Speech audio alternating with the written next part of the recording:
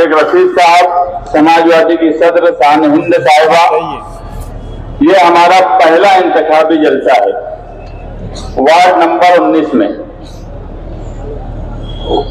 इस जलसे से हम शहर भर में अपनी बात पहुंचाना चाहते हैं कि ये इलेक्शन सिर्फ बुनियादी जरूरत का नहीं है, ये इलेक्शन हमारे तहफ्फुज़ का है। और सबसे अहम बात कि हमने तहफ्फुज़ दिया और उसके बाद हम यहां पर आज इलेक्शन में हैं। किला झोपड़पट्टी का सवाल आपके सामने था, पूरे शहर के सामने था। फिरका परस्त आरएसएस के लोग मालेगांव शहर में डेरा जमा के बैठे थे, बुलडोजर किला झोपड़पट्टी तक आ गया था। अगर हम हाई कोर्ट नहीं जाते तो आज किला झोपड़पट्टी उखाड़ दी जाती। किला झोपड़पट्टी उखाड़ी जाती तो सिर्फ वहां के रहने वालों का नुकसान होता, इतना ही सवाल नहीं था। फिरका परस्त ताकत पूरे शहर में एक मैसेज देना चाहती थी कि हमने किला झोपड़पट्टी उखाड़ दी। जब किला झोपड़पट्टी का सवाल आया, हाईकोर्ट से हमने स्टे लिया, बुलडोजर आ गया, उसके बाद भी हम किला झोपड़पट्टी में मुसलसल जाते रहे। हम ना इस्लामाबाद में रहते थे, ना रसूलपुर में रहते थे, न किले में रहते थे, ना आसिफ साहब इस महल्ले में रहते हैं, ना मैं इन महल्ले में रहता हूं। मगर जो इस्लामाबाद में रहते थे, बताओ किला झोपड़पट्टी में जब बुलडोजर आया तो ये कहां थे? बहुत कदम थे। बोलते हैं कि मैं बीमार था, अब्दुल मालिक बोलते हैं मैं बीमार था। अरे तुम्हारे घर के 7, 8, 10 लोग इलेक्शन लड़ रहे हैं, कोई एक आया किला झोपड़पट्टी से?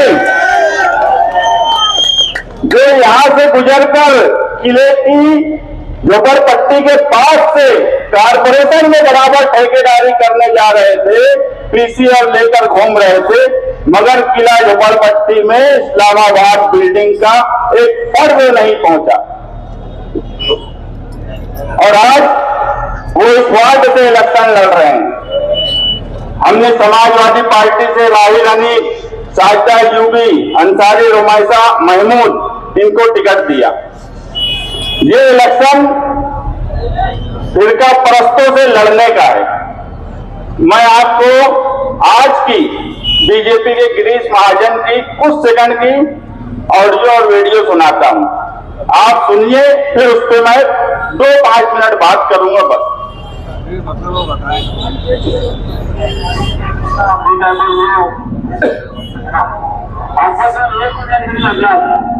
एकत्र करून लागला तुम्हाला भावना सांगेल, आश्चर्य कारण आश्चर्य करायला लागेल कशा ठिकाणी तुम्ही जेव्हा घरी केला, मी तुम्हाला सांगतो आपल्या या सगळ्या माहितीमध्ये आपण भावी 24 पैकी लावला पाहिजे आणि म्हणून आज स्वतः अध्यक्ष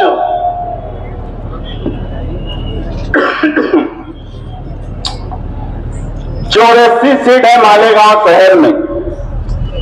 कोई भी पार्टी पूरे 40 सीट अगर लाएंगी तो वो अपना मेयर बना सकती है, मगर बीजेपी बड़े धड़ल्ले से बोल रही है नदी के उस पार कि 22-24 सीट आप दे दो, इस बार हमारी सेटिंग है, हम अपना मेयर बनाएंगे। तो किससे सेटिंग है? किससे सेटिंग है? कोई 20-22 सीट पे मेयर नहीं बना सकता, हम भी नहीं बना सकते। मगर आज मालेगांव सेक्युलर फ्रंट जिस हिसाब से पूरे शहर में उसकी तैयारी है और जो माहौल बना हुआ है, इंशाअल्लाह इक्तदार तक सीट जो है 44 सीट से कम आएंगी, ऐसा हमको कहीं नहीं लगता। अब आ जाइए इमाम पार्टी पर। 5 पैनल ऐसे हैं जहां वो इलेक्शन लड़ रहे हैं, इस्लामाबाद, नयापुरा, इस्लामपुरा, बेलबाग और गुरुवार वार्ड का एक पैनल पकड़ लो। तो आप बताओ इन अकेले ये मेयर बनाने की ताकत रखते हैं क्या? इसका सीधा मतलब है कि इस मर्तबा कारपोरेशन पे अगर भगवा झंडा लहराना है तो किले के लोग, नयापुरे के लोग, इस्लामपुरे के लोग, बेलबाग के लोग उनको वोट दे सकते हैं। और अगर इख्तिदार में रहना है, खास तौर से आप लोगों को इख्तिदार के साथ रहना है, तो मालेगांव सेकुलर फ्रंट के उम्मीदवारों को वोट दीजिए। आप अगर कारपोरेशन पे भगवा झंडा लहराया तो सबसे पहले भगवा झंडे का साया किला झोपड़पट्टी पे पड़ेगा। और जो तैयारी दिख रही है जन्म दाखिला और एसआईआर पर, सब तफसील आपके सामने रख दी गई है। इस मर्तबा इन सब हिस्सों को यरगमाल बना लिया गया। मैं आपको एक बात बता दूं, मुफ्ती साहब बोलते थे कि मेरा तीसरा महाज कारपोरेशन में, उन्होंने कभी मेरी हिमायत नहीं बोला। तीसरे महाज का ही एपी फॉर्म, जिसको ए फॉर्म जोड़ पत्र बोलते हैं, आयुक्त को तीसरे महाज का दिया गया। मगर आखिरी वक्त में इस्लामाबाद के लोगों ने उन पे कब्जा कर लिया और अपने मनपसंद उम्मीदवार उन्होंने हर जगह दिए। अगर इस्लामाबाद वालों ने अपने मनपसंद उम्मीदवार दिए तो क्या मौजूदा एमएलए के मानने वाले उनको वोट देंगे? और पूरे शहर को पता है कि उनके साथ जो एक बार चुन के आता है वो कभी दोबारा उनके साथ लड़ना पसंद नहीं करता। आपकी वोट इस्लामाबाद की बिल्डिंग में जाने वाली है, इसका ख्याल रखिए।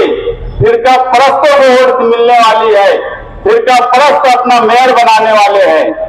ये बहुत सोच समझकर फैसला करने का वक्त है। जो लोग इख्तिदार में आने वाले हैं, जिनके हालात हैं, जिनका माहौल बना हुआ है, आप उनको वोट दीजिए और भारी अक्सरियत से कामयाब कीजिए। हम लोग जिम्मेदारी लेते हैं आप लोगों के तहफ्फुज़ का, आप लोगों की तामीर और तरक्की का। और एसआईआर की इंक्वायरी के वक्त हमारे जितने भी कारपोरेटर्स हैं, हमने सबको ये जिम्मेदारी दी है कि जब एसआईआर की इंक्वायरी शुरू होंगी तो आपको अपने अपने वार्ड में, आपको अपने वार्ड की आवाम के साथ खड़ा रहना है, इंक्वायरी में उनकी मदद करना है। जो लोग अपना फॉर्म दुरुस्त नहीं भर सकते, जो लोग अपना फॉर्म दुरुस्त नहीं कर सकते अपने उम्मीदवारों का, फॉर्म भरने के वक्त से लेके छाननी तक दौड़े दौड़े भागे फिर रहे थे, वो क्या आपके एसआईआर में मदद करेंगे? वो क्या जन्म दाखिले के सवाल पे मदद करेंगे? वो क्या जमीनों का मसला है में तो आपकी मदद करेंगे? जो खुद जमीनों की लोचेबाजी करते हो, उनके बारे में एक बात बोली जाती है कि अगर कोई गरीब आदमी चला जाए कि मेरी जमीन का मसला फला आदमी ने पैसा ले लिया है, तो मेरे पास आके दोबारा बोले कुछ लोग कि हमारा ऐसा ऐसा मसला है, तो मैं बोला हीरापुरे वालों को कि तुम्हारे कारपोरेटर के पास नहीं गए थे क्या? तो बोले गए थे, उन्होंने खुद वो जो जमीन वाला था हमारे नाम से 10 लाख ले लिया। अंधेर मचा के रखे, अंधेर। एक गरीब आदमी अगर किसी भी सियासी लीडर के पास, सियासी जिम्मेदार के पास आता है तो अपनी मदद के लिए आता है। उसकी मदद करने के बजाय उसके नाम से पैसे की तोड़ी कर लेना, उसके नाम से उसका फायदा उठाना, उसकी कोई मदद नहीं करना, यही इस शहर में होता आ रहा है। आपको बहुत सोच समझ कर वोट देना है। आप पूरे हालात को देखिए, पूरे हालात को समझिए कि मालेगांव शहर को कौन तहफ्फुज़ दे सकता है, मालेगांव शहर की कौन हिफाजत कर सकता है। हमने ठेकेदारों को चुन चुनकर टिकट नहीं दिया। हम तो बोलते हैं कि इस बार मुआवजा करिए, अच्छाई और बुराई पे इस वक्त इलेक्शन क्यों नहीं लड़ रहे हैं? अच्छे उम्मीदवार और बुरे उम्मीदवार पर इलेक्शन क्यों नहीं लड़ रहे हैं? हम तो बोलते हैं अच्छे उम्मीदवार और बुरे उम्मीदवार पर इलेक्शन लड़िए और मुआवजा करिए। हमने जिनको टिकट दिया है, इन्होंने जिनको टिकट दिया है, मुआवजा करके वोट दीजिए। अच्छे और बुरे की तमीज इस इलेक्शन में इनको आप बता दीजिए कि अच्छे कौन लोग होते हैं और बुरे कौन लोग होते हैं। चुन चुन के बुरे लोगों को, चुन चुन के ठेकेदारों को टिकट दिया गया और ऐसे हालात पैदा कर दिए गए कि जो इनके वफादार थे वो घर बैठ गए। वो बेचारे लड़ना चाहते थे मगर उनको टिकट नहीं दिया गया। जो गद्दार थे, जो इनके साथ नहीं थे, उनको क्यों टिकट दिया गया ये आप सोचिए। मैं आखिरी आपसे अपील करूंगा कि मालेगांव शहर में 15 जनवरी को आप रिक्शा निशानी और साइकिल निशानी पर वोट देकर मालेगांव सेकुलर फ्रंट को इक्तिदार तक पहुंचाइए। तमाम साथियों, आज पहला जलसा हो रहा है मालेगांव सेकुलर फ्रंट की तरफ से, जो कॉरपोरेशन का इलेक्शन होने जा रहा है 15 जनवरी को, उसके तशहीरी मुहिम का पहला जलसा हो रहा है। ये इलेक्शन आम इलेक्शन की तरह नहीं है।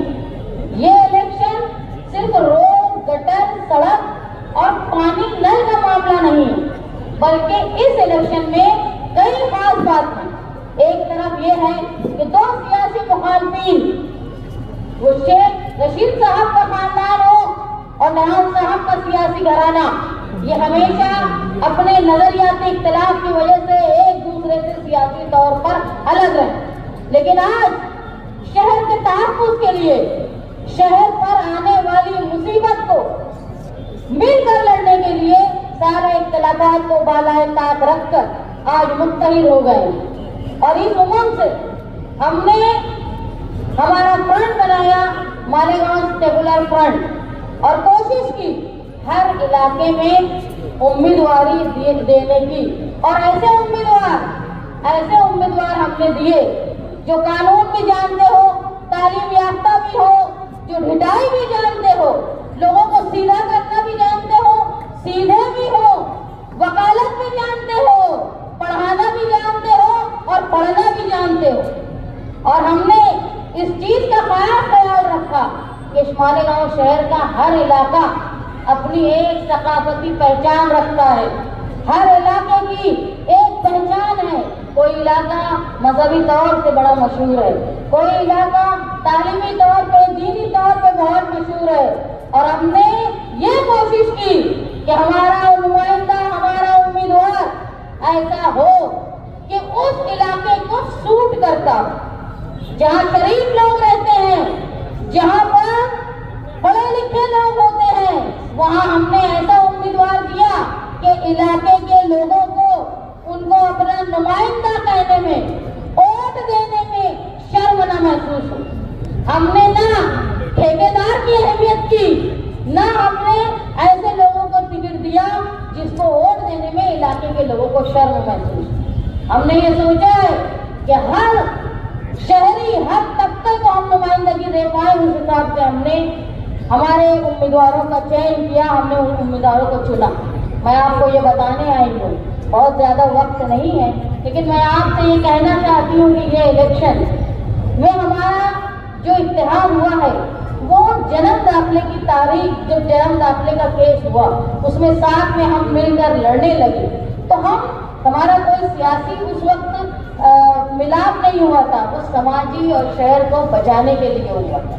और जब हम काम करते रहे साथ में, तो इस बात का एहसास हुआ कि ये मामला जो है वो 3400 जन्म दाखिले तक महदूद नहीं रहने वाला है। जिस तरह के बीजेपी का मुसलमान तबके को फंसाने की नीयत है, उसमें बहुत दूर तक लड़ना है। आप ये समझ लो, मालेगांव डिफेंस कमेटी बनाकर अगर लड़ रहे थे शेख कासिम साहब, मुस्तकीम डिप्टी साहब, तो ये मामूली काम नहीं था। जहाँ फिरका परस्तों के खिलाफ, जहाँ बीजेपी के खिलाफ उनके इरादों को कुचलने के लिए कोई लीडर खड़ा होता है, चाहे वो सियासी हो चाहे दीनी हो, उनको कानून और केस में फंसा के बीजेपी जो है उनको जेलों में सड़ा देती है। आपने देखा होगा उमर खालिद का क्या हाल। तो ये हिम्मत करना, ये भी बहुत बड़ी बात थी। अब हम लोग जब साथ में रहे, हमने ये देखा कि अब SIR की मुसीबत आ रही है। मैंने सुना पिछले दिनों कोई कह रहे थे कि SIR के वक्त में हम मदद करेंगे। अरे जन्म दाखिले के टाइम में तुमने क्या मदद की? किसी का उठा कर देखा जिसको नोटिस मिली है, उसके घर की हालत क्या थी? जो जेल में है, कभी उनके बारे में तुमने सोचा? अरे एक औरत अभी भी 11 महीने से जेल में है, उसके घर वालों से पूछा, उसके 3 महीने की बच्ची को छोड़कर वो गई थी, और मासूम बच्चे, कभी उनके बारे में फिक्र की? तुमने सिर्फ ये फिक्र की कि मालेगांव शहर में इलेक्शन आ रहा है 7-8 साल के बाद, इसमें नीलामी का टिकट दिया गया। मैं आपको ये 2 बातें बहुत अहम बताना चाहती हूँ कि मालेगांव शहर फिरका परस्तों के निशाने पर है, और ये फिरका परस्त पता नहीं क्या क्या लाएंगे, जिसका जवाब देने के लिए, लड़ने के लिए हमको तैयार रहना है। इस संजीदगी के मौके पर अगर कोई पार्टी अपनी पार्टी के टिकट को नीलामी के जरिए फरोख्त करती है, तो तुम समझ लो कि उनकी नीयत और आवाम के लिए उनकी ज़हनियत, उनकी सोच शहर के तहफ़्फ़ुज़ के लिए क्या है। और दूसरी बात, अगर कोई उम्मीदवार 25 से लेकर निस्फ करोड़ तक खर्च करके कोई टिकट पाता है, उसके बाद वो इलेक्शन लड़ने में खर्च करता है, तो किस नीयत से वो कारपोरेशन में जा रहा है? ये सोचो तुम कि किस नीयत से जा रहा है। वो इन्वेस्टमेंट कर रहा है, वो अभी प्रॉफिट चाहता है, उसको आवाम, NRC, SIR से कोई लेना देना नहीं है, उसको अपने इन्वेस्टमेंट का प्रॉफिट चाहिए। ये 2 बातें याद रखो कि कौन सी पार्टी है जो समझदार लोगों को, लड़ने वाले लोगों को, तुम्हारी आवाम की फिक्र करने वाले लोगों को उम्मीदवारी दे रही है, बिना मुफाद को देखे, बिना माली मुफाद को देखे। और कौन उम्मीदवार है जो बिना सियासी, सामाजिक कोई काम किए बिना उम्मीदवारी हासिल कर लिया है? ये 2 बातें अगर आप लोग संजीदगी से सोच लेंगे, मैं मानती हूँ हर किसी का एक वोट बैंक होता है, हर किसी इलाके में कोई मानने वाले होते हैं, लेकिन ये वक्त इख्तिलाफ का नहीं। मानते हो कि तुमने पार्लियामेंट में किसी को वोट दे दिया, मानते हैं तुमने असेंबली में किसी को वोट दे दिया, हमको तुम्हारी वोट बैंक से कोई लेना देना नहीं है। हमको हमारे शहर के तहफ़्फ़ुज़ के लिए सोचना है। तो खुदा के वास्ते वोट बैंक तुम खिलौना मत बनो, तुम शहर के तहफ़्फ़ुज़ का सोचो। ये सोचो कि 11 महीने से एक औरत जेल में है, अब SIR के बाद कई गजाला न जेल में चली जाए, कई नौजवान न जेल में चले जाए। इससे बचने के लिए, अपने आप को इस्तेमाल होने से बचने के लिए आप लोग खुदा के वास्ते मालेगांव सेकुलर फ्रंट का साथ दें। हम इस नियत के साथ निकले हैं कि अगर आप लोगों ने हमारा इक़्तिदार कारपोरेशन में बना दिया, और इंशाअल्लाह जो हालात है वो जरूर बनेगा, तो हमने वादा किया कि जन्म दाखिले वाले लोग हैं जो परेशान हैं, SIR में जो फंस सकते हैं, उन सब के लिए हम उनके बहाल करके नए जन्म दाखिले का काम बनाने का करेंगे, ताकि नए लोगों का भी जन्म दाखिला बने। SIR जो आ रहा है उसमें कोई भी बिला वजह फंस न पाए। दूसरा जो लैंड जिहाद का मामला है, 8-12 उतारे में बड़ी आबादी है, न सिर्फ घर बल्कि मस्जिदें, बहुत सारी मसाजिद और मदारिस हैं, उसकी हिफाजत की जिम्मेदारी भी इस शहर के लोगों की है। तो आप ये सोचो कि यहाँ अपने घर भी महफूज रखना है, अपनी शहरियत भी महफूज रखना है, अपनी माँ बहनों की हिफाजत भी करना है, हमारे कागजात भी पूरे करने हैं, साथ में तुमको अपने शहर के तहफ़्फ़ुज़ के लिए मिलकर लड़ना है। तो मैं आपसे गुजारिश करती हूँ, जो इलाके में मौजूद लोग हैं, अभी जो मौजूद हैं, वो अपने बाहर जाएंगे तो सबको बोलो कि ये लोग निकले हैं शहर बचाने के लिए, शहर की तरक्की के लिए। आप इनका साथ, तो भले ही तुमने पहले किसी को वोट दिया हो, उससे हमारा लेना देना नहीं, हम तहफ़्फ़ुज़ के लिए निकले हैं, आप हमारा साथ दो। और आने वाले वक्त में हम वादा करते हैं कि जब SIR आएगा तो गली गली, चौराहे, टेबल में लगा के ऐसे कागजात बनाएंगे कि इंशाअल्लाह मालेगांव शहर का कोई भी शहरी SIR में फंसेगा नहीं, ये वादा हम करते हैं।